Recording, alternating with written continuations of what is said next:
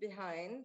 Only 2% of climate finance is currently directed toward nature-based solutions to climate change, when these solutions actually generate multiple dividends in terms not only of greenhouse gases, but also of resilience of ecosystems, biodiversity conservation, and above all, livelihood and social equity. In this panel, I will be joined by Her Excellency Eve Bazaiba, Vice Prime Minister of the Democratic Republic of Congo and Minister of Environment. I will also be joined by Her Excellency Andrea Meza, Environment and Energy Minister of Costa Rica, and Ms. Inger Anderson, Executive Director of UNEP. I have also been informed that we have that His Excellency Minister Malik Amin Aslam, Minister of Climate Change for Pakistan, has also just joined us. And he is equally high-level champion for forest finance. I'm very honored to be moderating this panel to discuss opportunities, concrete examples, and perspectives for achieving forest protection at scale and for unlocking high-quality emission reductions from forests. And in the second part of this panel, we will also be discussing the gaps in financing, what is needed for to mobilize and scale up private and public finance and transition towards a sustainable forest finance architecture that is also cognizant of the needs of the peoples and the stewards of these forests. I would like to kick off this panel with a question to Inger Anderson, UNEP Executive Director and Undersecretary General. Inger, in the late 2019, a new coalition was forged, co-led by the UN REDD program. That coalition proposed a public-private effort to mobilize funds to pay for at least 1 gigaton of high-quality emission reductions and removals from forests per year by 2025. This is known as the Green Gigaton Challenge. On November 2nd, just a few days ago, we also saw that a bit more than 100 countries signed the Glasgow Leaders Declaration on Forests, and donors announced a funding pledge in the orders of billions, if I'm not mistaken, around 12 billion of public finance and some 7 billion of private finance. With these announcements and pledges, can we consider that the mission is accomplished? And are we on firmly on track towards the 2030 goals? Inger, please. Thank you, Mireille, and it's quite remarkable. Mireille is in Nairobi, so just so that you know, so this is truly hybrid. At any rate, thank you very much. No, mission is not accomplished. Look, some of us are old enough that we were in New York in 2014 when we signed the New York Declaration on Forests. Some of us are old enough that we remember the Bonn Declaration and the Bonn goals for forestry. So each of these are a brick in the road, and we have to treat them as such, but the work is not done.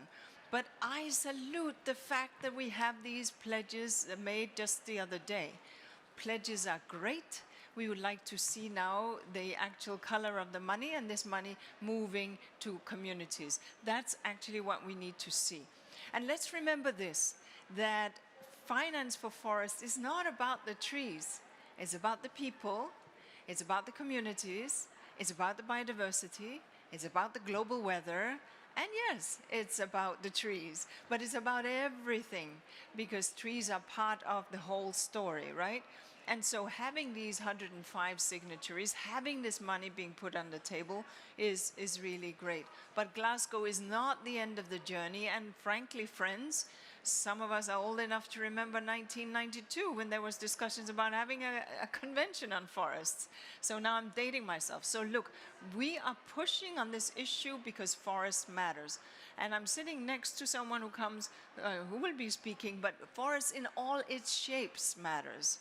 Dryland forests, savanna forests, high tropical forests. We need to take care of them all because they matter greatly to the people and to the nature and the services that they provide. So I think we have to say that achieving the Green Gigaton Challenge is a critical milestone, but we have a long way to go. The financing and the delivery will be what we need to look at. And it's not just a gigaton that we are removing by 2025, it's a gigaton every year that we have to remove, right? That's the way we're going to make this happen. The journey is never over. And what we do need to understand is that today it's not going in the right direction. So having nice meetings and giving nice declarations and big pledges, we salute it. But actually the proof of the pudding is in the eating. And we need to restore forests, which is why we at UNEP have been very pleased to see some initiatives around the world, and we will hear about that. We've also been very pleased to see the launch of the Decade for Ecosystem Restoration, which enables the whole world to push in this direction, because that really matters. When it comes to money and finance, predictability, reliability, upfront, not always after, because it's hard for communities to do post facto, although there has to be some incentives for post facto, but also a whole established machinery that secures the rights of the people who live in these areas. So I think we've learned a lot since we began on UN Red, but we still have a long journey to go, Mireille. Thank you. Thank you very, very much, Inger. It would be a shame for me to summarize what you've just said, but thank you so much for the challenge, for raising some of the key issues, and for flagging indeed that this is a step on the way, and that indeed implementation is where it matters. And on that point, I would like to turn to Her Excellency Bazaiba, Vice Prime Minister and Minister of Environment of the Democratic Republic of Congo. Votre Excellence, ça me fait un grand plaisir de vous adresser aujourd'hui. I will ask my question in English. I know that there is interpretation available, and I will then offer a translation of your response to the audience who does not have access to the interpretation, live interpretation. Your Excellency, we have heard about how investing in forests can lead to multiple benefits, and I think DRC is one of those cases in point where forests are so essential for the water flow of the Congo Basin, for the livelihood of 60% of the population of the country, for the mega biodiversity that the country harbors, including okapis that we cannot find anywhere else, including bonobos and other species. However, your country is facing significant development challenges that need solutions in the short term. And these challenges have been aggravated by the COVID-19 pandemic, which has disrupted not only efforts to address the climate and biodiversity crisis, but also efforts towards providing better well-being for your people. So I would very much like to hear from you, how is DRC planning to respond to the development challenges in a way that is compatible with the preservation of forest ecosystems? Do you think that increasing levels of forest finance will help? And what has been your experience and lessons that you could share with countries and partners that would be interested?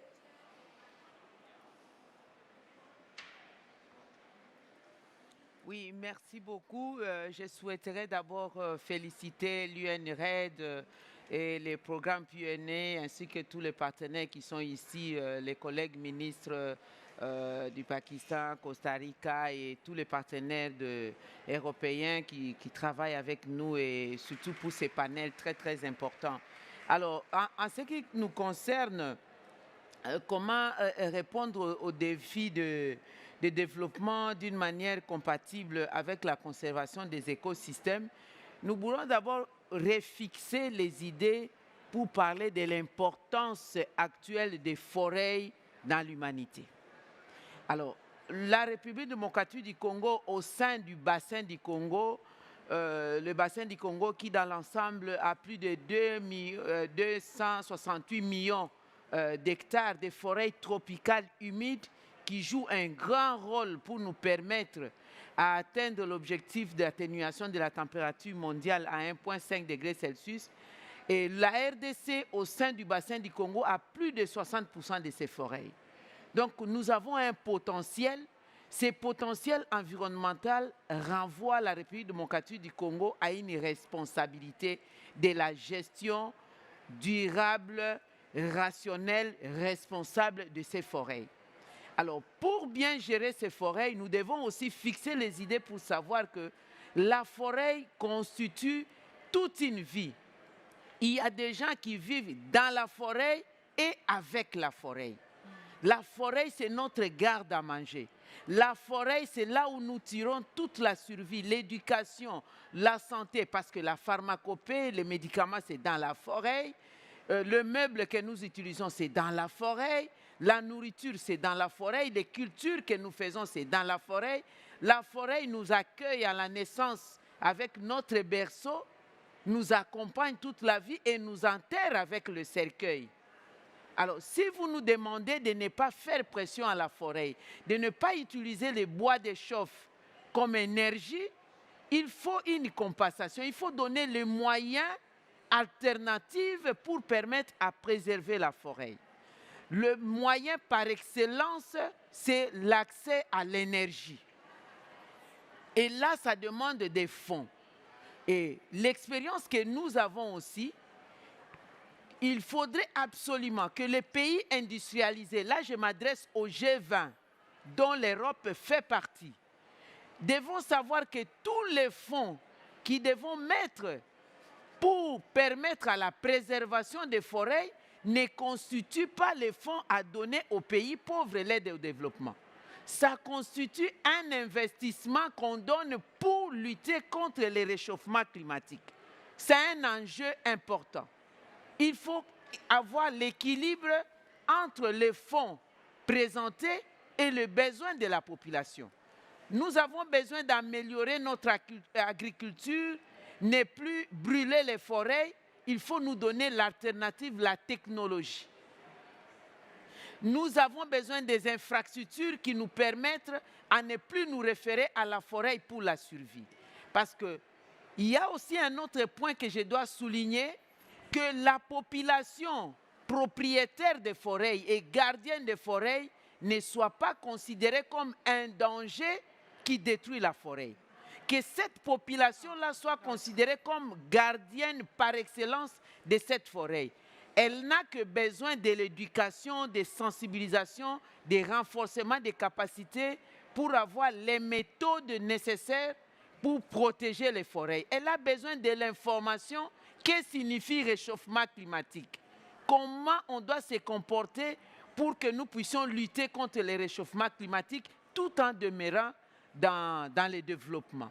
L'expérience que j'ai, par exemple, dans notre pays, pour montrer comment il y a compatibilité entre la population et les forêts et la biodiversité, à 300 km déjà de la capitale du Congo, en Beaumontour, dans la province de Mai-Ndombe, les territoires de Bolobo, nous avons la population qui elle-même, sans financement, a compris qu'il y a la biodiversité qui disparaît dans la forêt parce qu'avec la culture sur brûlure, la coupe des bois, des arbres, les animaux fuient. On n'a plus rien. Et on a compris qu'il y a le décalage, les dérèglements climatiques. Les pluies ne viennent plus comme il se faut. Alors qu'est-ce qu'il y a? Nous devons procéder au reboisement. Nous ne devons pas laisser à la nature de se reboiser elle-même. Ils ont accompagné avec ces programmes la protection des bonobos. Il y a des familles de bonobos qui ont accru là-bas. Et puis il y a la forêt qui est redevenue dense. La population protège elle-même. Pourquoi? Parce que les fils de ces coins qui ont étudié, qui étaient au département de l'environnement, les universitaires, sont venus apporter l'information à cette population-là. Donc, en résumé, je vous dis, pour que nous préservons nos forêts, pour les besoins de nous-mêmes et de l'humanité, il faut des moyens et des moyens conséquents qui ne doivent pas être de petits moyens de surprudage comme l'aide au développement, mais des investissements importants qui permettent à sécuriser la forêt. Et enfin, ne pas considérer la population comme étant un danger contre la forêt, mais plutôt la population comme étant la protection de cette forêt. Merci beaucoup. Merci infiniment, Excellence. Ça serait, encore une fois, je ne vous ferai pas honneur en résumant toute votre intervention. Ceux qui vous écoutent en ligne ont eu l'opportunité d'avoir l'interprétation. To those who are in the room, and particularly our esteemed panelists, I will do a very, very succinct summary of Her Excellency's intervention. First of all, thanking the UN Rec program and everyone else for this event, and starting by reassessing how we think about the importance of forests. Forests are fundamental for biodiversity, for water, but they are beyond everything. They are the source of food, they are the source of medicine, and they are the source of furniture. Also for the communities that live within and depend on these forests.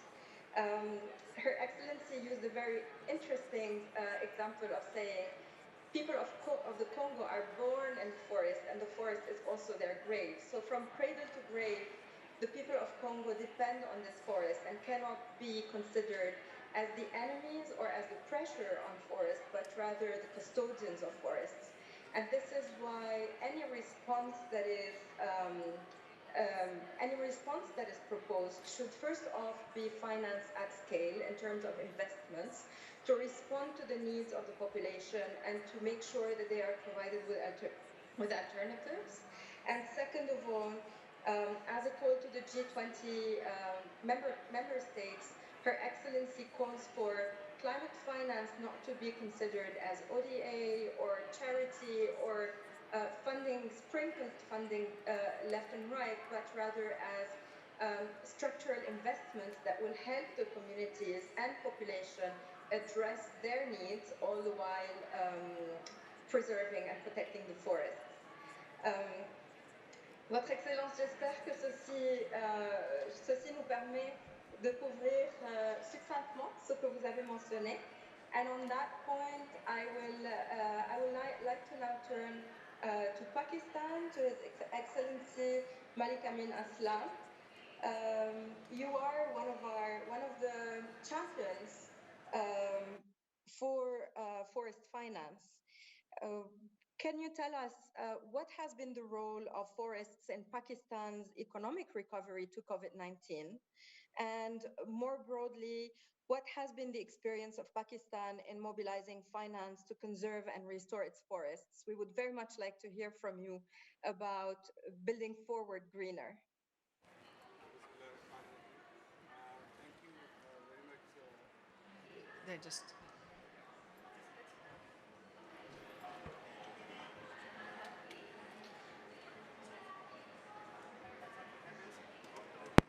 Oh. Yes, okay. Okay, Bismillah ar-Rahman ar-Rahim, and thank you very much for giving me this opportunity to talk about forests in Pakistan. In Pakistan, over the last 5 years, we've seen that we need to work with nature. If we are to develop along sustainable pathways, we need to make nature an ally of development rather than an adversary. Because if you begin fighting with nature, that's a fight you never win. And that's a fight that can really put you off track in terms of your mainstream development also.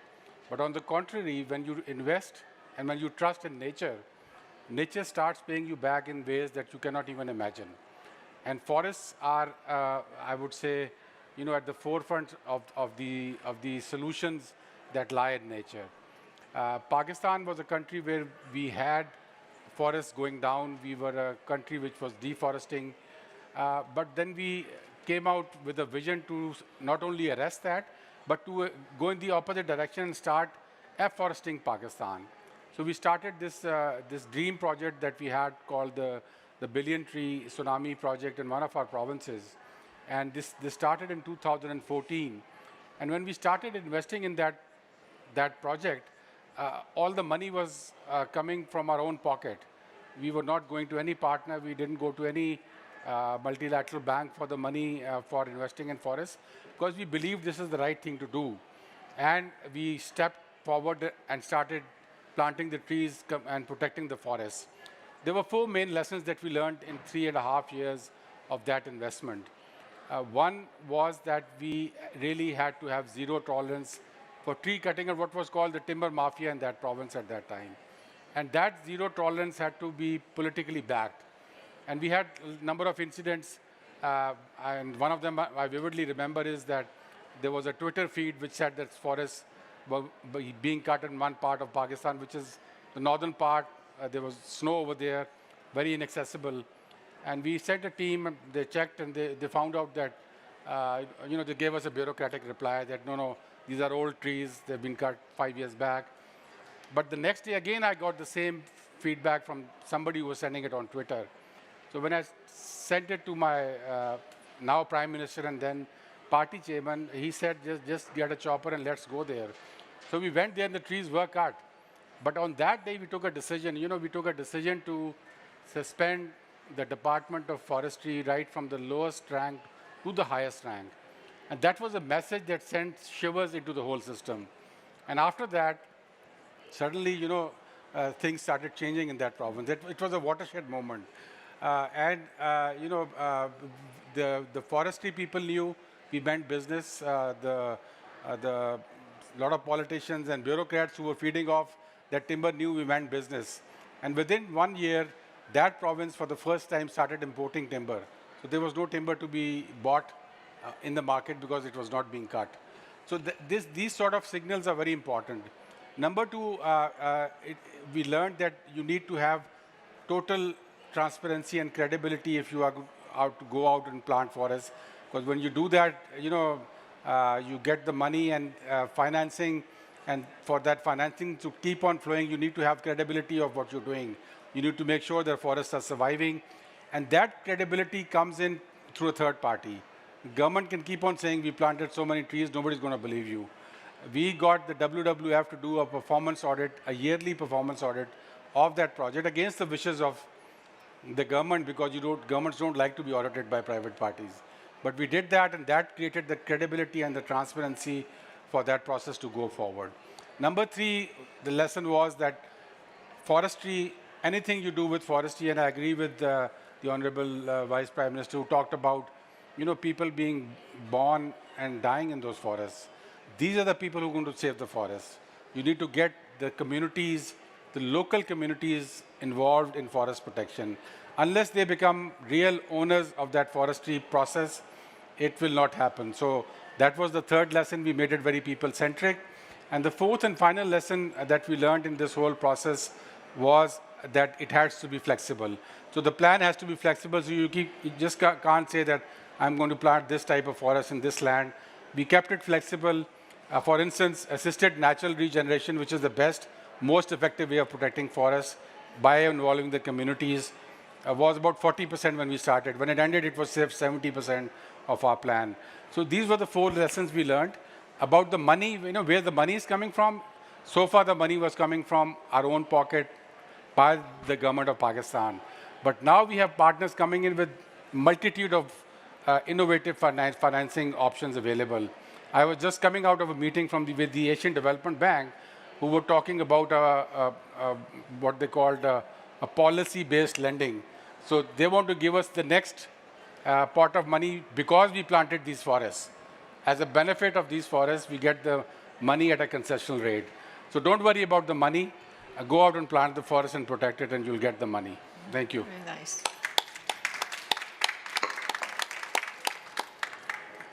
Thank you very very much, Your Excellency, for these sharp lessons that you're sharing with us, and which join to some extent the intervention we've just heard from Her Excellency Ebba Zaiba.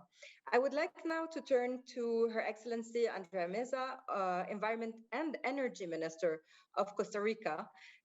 This is a very interesting mix of portfolio in terms of executive power.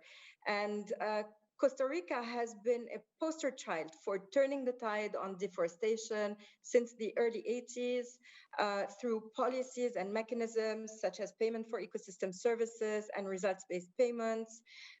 You have pioneered one of the very first schemes to support forest conservation, water-based watershed management as well.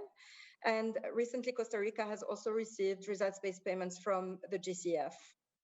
These are the very principles under which UN-RED was formed, and these efforts have been recognized recently, with Costa Rica being one of the winners of the Earthshot Prize. I think a lot of countries would very much like to hear from you what they can learn in terms of mobilizing results-based payments for forests, and combining those and making sure that these results-based payments are actually ensuring livelihoods and are sustainable. Considering the current political landscape, do you still think that such models can still work? Over to you, Your Excellency. Thank you. Thank you to UNEP, and it's great to be sharing the panel with these two leaders here in the conservation of forests as well. The lessons from what we have been doing in Costa Rica, well, it's that we started to give and recognize the value of nature long time ago. This is, I think, the critical aspect and element here. We developed this payment of environmental services scheme more than 20 years ago. We acknowledge that forests generate a lot of services to the society, and that we need to pay for those services generated to the society. And we put a tax on fossil fuels, and from 3% of the tax that we're charging to the fossil fuels, we allocate those funds in a forestry fund, and in that way we manage to pay to the different landowners of the forest. Sometimes are private landowners, other times are communities, indigenous communities. And in this scheme, we have been managed to develop a system that it is very aligned with transparency issues, as the minister mentioned before. It's very important that we can be monitoring that they are protecting the forest, that the forest is there, and in that way we can be paying for those services that they are giving to the society. If we take a look during these years, we know that 75% of the contracts that we have go to small and medium-sized properties. This means that in many times these resources are the only income that some of these families receive. In the case of indigenous communities, for example, we have been identifying that they are reinvesting these resources in other needs that the communities have, investing in water supplies, investing in other aspects that they need, because they are guaranteeing that they are protecting the forest, and with that money that they are receiving, they're doing and covering other social and economic needs that they have. Now that we have the system very well designed, with the monitoring, with transparency, with third parties, external parties, doing a lot of the monitoring of all this, with all these, we have a clear inventory of the forest mass of the country, and this has allowed us then to try to see if we can access to the resources, Green Climate Fund, for example, and here we applied to the window of results-based payment, and we managed to mobilize more than $50 million last year coming from that window. That then we are allocating that again in the forestry fund to continue doing this this kind of payment of ecosystem services. We have also mobilized another $50 million coming from the Carbon Forestry Fund of the World Bank. So last year, we basically mobilized more than $100 million for that. And it became in a very good time because of the pandemic. The income that we were receiving from the fossil tax was reduced because the whole economy had an impact. So for us, this really was, this came in a very precise and good time. We are now trying to develop new figures of payment of environmental services, because we know that there are other services that are generated also coming, for example, from soil practices to restore soil, to restore land. And that we should be also trying to generate what we are calling the new generation of payment of environmental ecosystem services.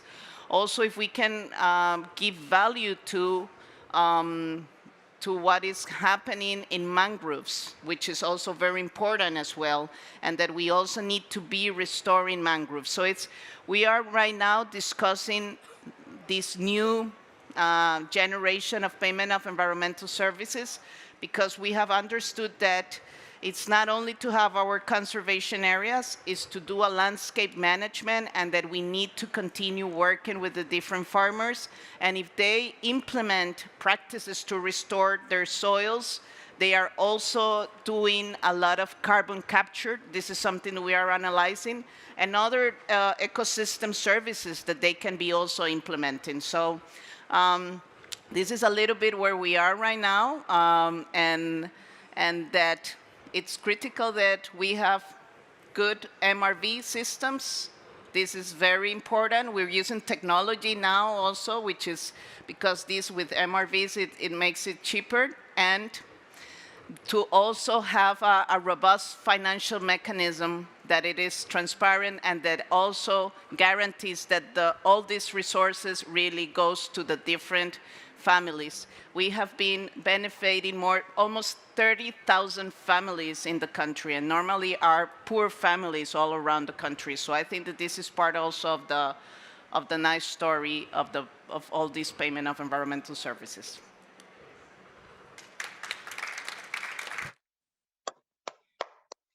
Thank you so much, Your Excellency. I absolutely love what you said. Essentially, this is forest conserved by the people and for the people.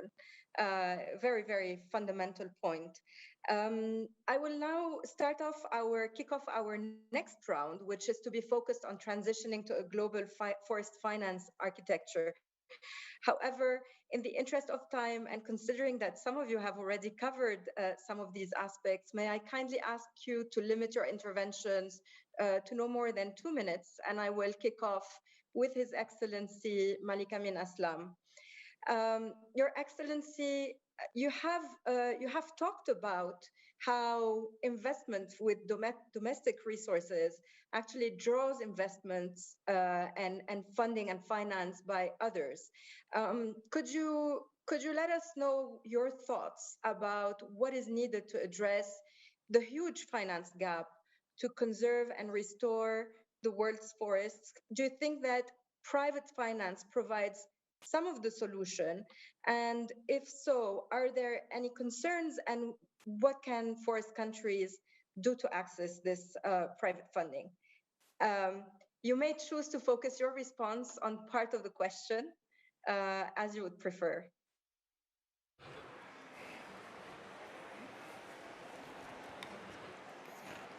Yes, you got it? Okay. Okay, yes, thank you very much. And I think forest finance is something that has to be spearheaded by public finance. We cannot leave it to private finance, although private finance can come in and trigger some of the things. But it is a mode of finance that needs innovation. For instance, in Pakistan, we are now trying 3 different modes of innovation, all in forest finance. First one is the green bond, which is a bond which is linked with forestry, and it gives you access to lower capital finance. That is possible. We have issued our first green bond, but that was for renewable energy, but we are hoping to do one for renewable energy, for forestry also. The renewable energy one went for about $500 million, oversubscribed 6 times. But it got oversubscribed because there was a green image of Pakistan, which was built on forests. So I think that helps. The other one is a blue bond, which our colleague just mentioned on mangroves. And for that, we've already done a natural capital valuation for the mangroves and the sea grasses, which are underwater, to give it a dollar value. And once we have that, we can then go to the market to get capitalization. That's what we're doing. The third one is the most innovative one, which is called a nature performance bond, which is trying to link debt reduction or debt relaxation with nature performance. And the nature performance is coming from forestry. So, the quantification of that nature performance is being linked with, financing modes that could come from a debt relaxation or a debt reduction. We are already in dialogue on that with three countries, and it's moving in a very positive direction. So all of these three are available. And now we have this, I've just heard over here about the IMF SDRs and them getting linked to forest financing or nature financing. So that's another mode which is available. So, my summary is that these are all innovative instruments asking you to do out-of-the-box thinking. So it's not just saying, give me $1, I'll put it in trees. It's doing it in a very innovative fashion. So, keep your eyes and ears open and you'll get the money for forestry. Thank you infinitely, Your Excellency. And indeed, seeing the big movers such as the IMF in that space is a very good signal. I will now turn to Her Excellency F. Bazaiba of the DRC, and reflecting again at what we've heard already over the first couple of days at COP. We heard that more than $1 billion will be made available for the Congo Basin. Do you view this amount as being sufficient for the needs of the DRC, let alone other countries of the basin? And can we hear your views on that with respect to the investments that you've mentioned? Oui, merci beaucoup pour cette question importante d'accès au financement parce que le grand défi que nous avons est celui-là. Il y a eu beaucoup de promesses et nous sommes aujourd'hui à la COP26. Nous ne voulons pas que lorsque les travaux vont se clôturer le 12 novembre, que nous rentrions encore rien qu'avec des engagements et des promesses. Il faut qu'il y ait des actions concrètes. Bon, au niveau du bassin du Congo, nous sommes en train de récolter petit à petit les fonds. Il y a mon pays, le président de la République a signé avec le Premier ministre Boris dans le cadre de l'initiative CAFI qui est prévue pour un engagement de 10 ans, mais jusque-là, il y a eu l'engagement avec 500 millions qui ne répond peut-être pas à ce besoin parce que le besoin de notre CEDEN, c'est 48 milliards.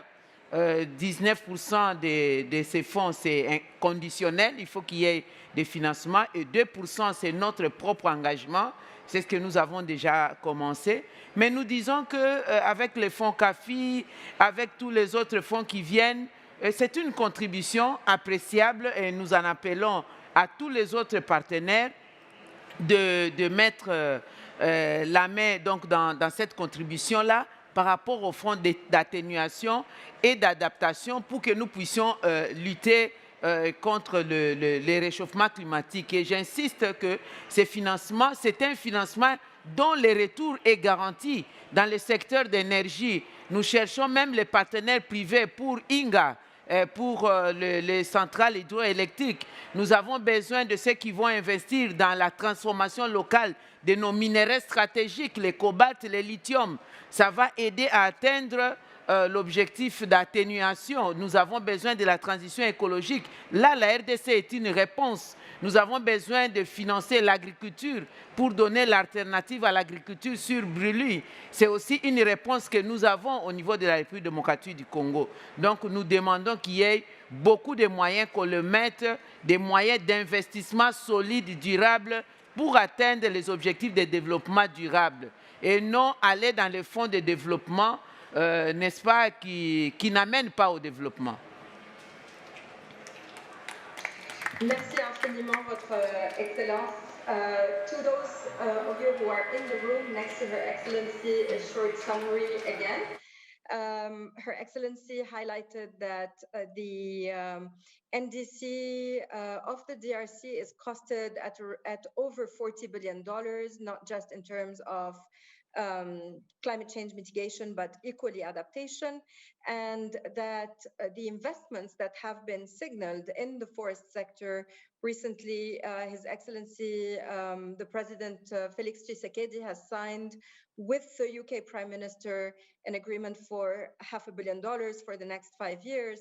However, this funding is not sufficient. As DRC presents itself as a solution country, as a country bearing solutions for minerals that are essential for the energy transition, a country that has a huge hydro potential, a country that has also forests and peatland, they are calling for investments at scale rather than that can support transformation locally and generation of green jobs locally and income locally so that they can meet both their development challenges and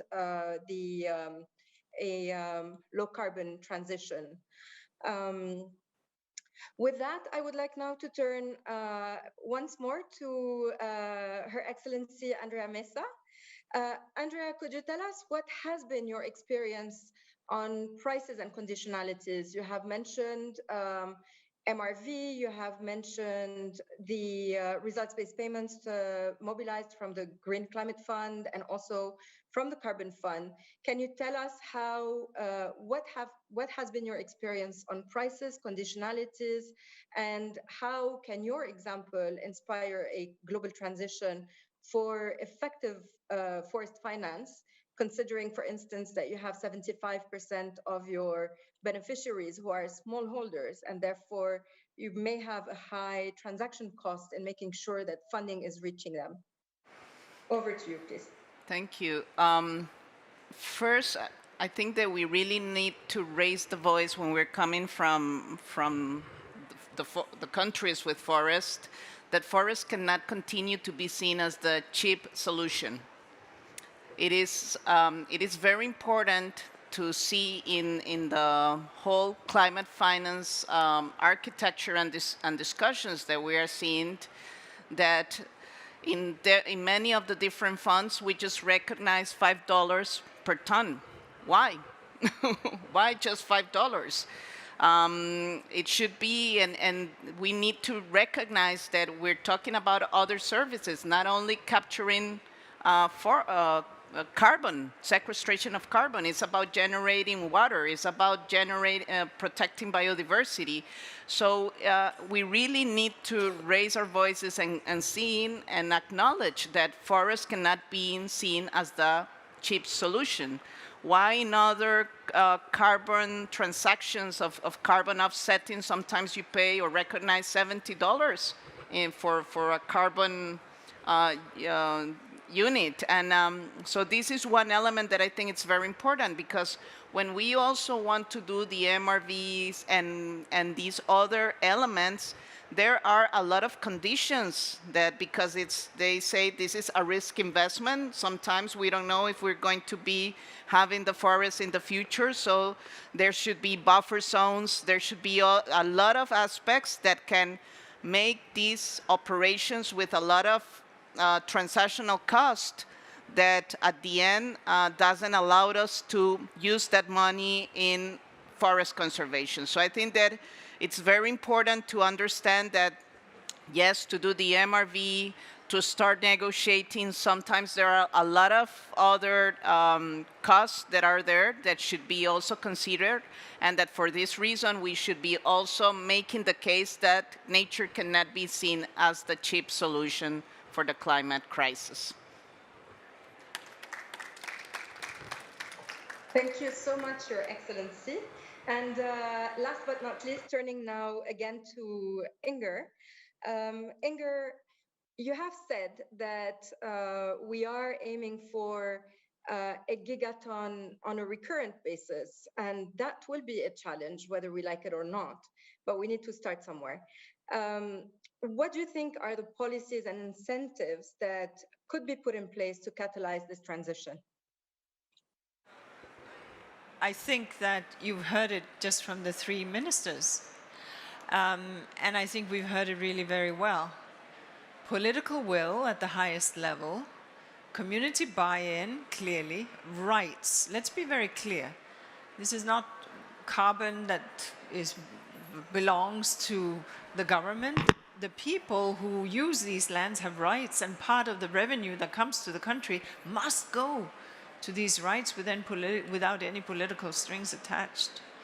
And an exploration of a variety of deals. It's amazing to me to think that 25 years ago in Costa Rica, you had the foresight to have farmers farm water. You paid them to protect the upper watershed so that your cities would have water. Now that's foresight. And today we know that every second and a half, we lose the equivalent of one soccer field of tropical forest. Every second and a half. And so there are forces at play that we cannot put the blame at the door of that country. It will take the finance, because wherever I sit, I need those forests. This is my air too. And that's why the equity in finding the finance, the equity in ensuring that the price is right, the political leadership that we see from this panel here, and the absolute determination to turn this around. But look, my friends, we've been here before. 2014, 1992, there are a number of promises have been made. So let it be said that in COP26, 100+ leaders came together and made a pledge on forest for financing and for protecting. Let it be said that this time it's going to happen, because this time we have learned a lot. We've learned about the various modalities of funding, we've learned about the political leadership, we've learned about the rights, and we've learned about the transparency in the MRV dimension. But we've also understood that it's in everyone's interest. And we've understood that we can no longer let it wait. So I would like to say that these fantastic ministers here are showing real leadership, and we from UNEP, we certainly will do all that we can to support. And a warm thanks to our host, Luxembourg, for being very kind and generous in supporting this, this work and being part of the Voices for Change. Thank you.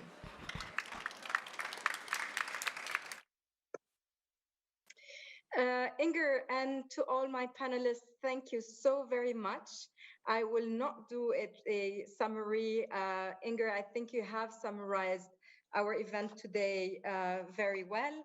I would just like to ask for 2 more minutes of your time and invite Mr.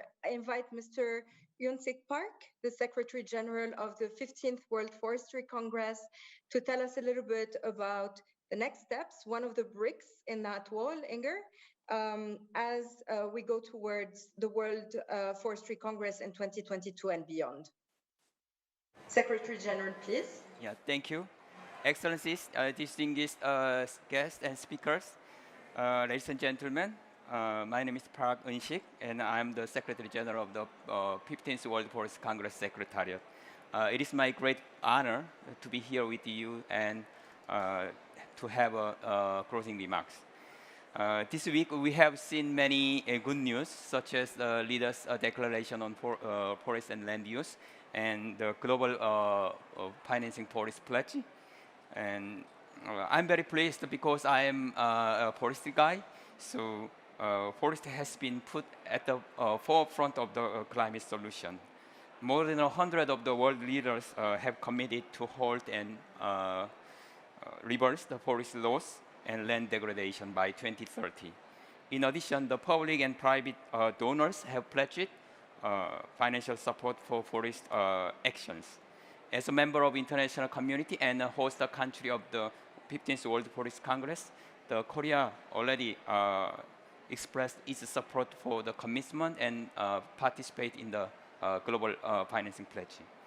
I believe today's discussion has been fruitful and productive and will contribute to the development of the forest finance. Year 2022 will be the significant to continue all these discussions, deepening the ambitions and seeking the tangible outcomes. As Inga said, we are in the journey to hold the forest laws and biodiversity laws, but today's discussion is not end, I think. Today's discussion is not all of our effort. So under the main theme, building a green, healthy, and resilient future with forest, the 15th World Forest Congress will emphasize reversing forest laws and the role of forest in addressing the global environmental crisis. In line with today's discussion, we will focus on the forest financing from the public and private sector at the high-level dialogues and the ministerial forum during the Congress. As a host of the 15th World Forest Congress, in the collaboration with the FAO, the Korea will take a role of promoting inclusive discussions to overcome climate crisis and to strengthen the partnership among all stakeholders. I believe the World Forest Congress can serve as a great platform to share and encourage the ambitious ideas which have been presented today. So Korea Forest Service wishes all the distinguished speakers and excellencies to take a part in this meaningful event to share and deliberate the next step and expand actions and beyond. Lastly, I'd like to express sincere appreciation to UN-led, making an opportunity to strengthen our efforts toward financing forest actions. Thank you very much. Thank you very much, Secretary General. Thank you very much to everyone, our distinguished panelists. We have a little bit over 40 questions to you online. However, in the interest of time, our team of moderators has been responding to those. We very, very warmly thank you for the focused and concise and informative responses and interactions that we've had today, and wish you a very, very fruitful negotiations in Glasgow for the remaining time of the COP. Thank you infinitely.